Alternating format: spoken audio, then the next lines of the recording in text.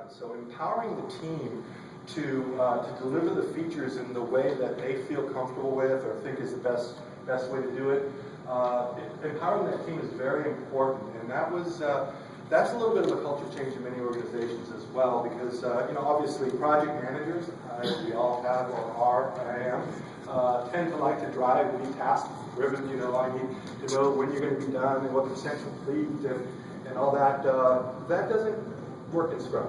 Scrum is empowering the team to do the work and get their commitment in the product. So obviously, if you don't have a self-driven team, that's not going to work well, right? So that's a big feature of Scrum, is that team tracks itself, and that's part of how we got to this particular configuration in Project Server. Is the team, along with doing their regular development, which they were being paid to do, helped develop this configuration in the tool to make their lives easier. And we were all for that when we did this. Okay, so lesson in cadence. So obviously we got a couple of wheels there. They represent cycles, right? And that cycle is actually very easily interrupted. This is one of the things that we found.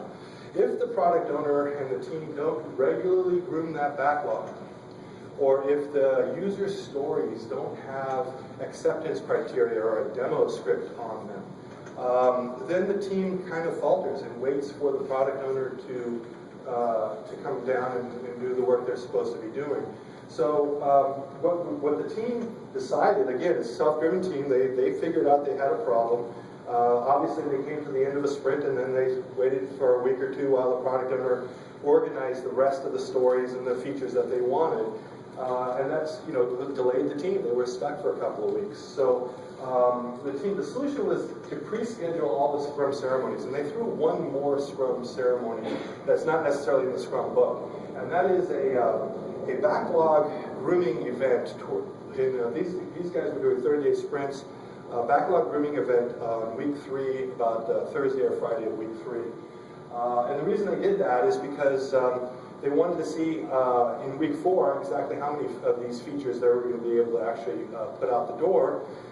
And they needed the ability to throw the ones that can't make this release or this particular end of sprint. They wanted to throw that off into the next sprint, and they want to make sure they're clean so they can end on a solid note and then be able to start the next sprint. So the product owner already had a head start in figuring out what was going to kind of be delivered, because things were getting thrown over the fence in week 3. Not that that's a good practice, but obviously if you don't pay attention to your estimates during sprint planning and know what your velocity is for your team, you're going to run short. And if the estimates aren't accurate, which sometimes happen, sometimes there's not enough clarity in the user stories to get accurate estimates. So when you actually talk about it with the product owner, you find out, well, it's not exactly X that they wanted Y, and that'll cost extra time. So it was very important for them to schedule these ceremonies and make them firm. And so one of the things they configured into the tool was this particular schedule. I'll show you some of that. All right, so these are the actual ceremonies. Notice that we had the backlog grooming event inserted. That is an event that the team did. It was done in week 3 again on a Thursday or Friday, or even a Wednesday sometimes. But it was important that we had a cadence. And so the team continued on 30-day sprints. Another lesson learned, we tried playing with 2-week sprints, 45-day sprints, 30-day sprints. That drove the team nuts. They didn't know what day they were supposed to do the planning meeting or the backlog review, or they didn't. So stabilizing the sprint cycle, 30 days, always on week 3 we're doing this, on week 1 we're doing this. It made it a pattern for the team to help follow and become very productive. So it's very important on cadence that you're practicing a certain cadence and you stick to it. You might want to play around with some different cadences, but once you find your balance, the cadence is very important.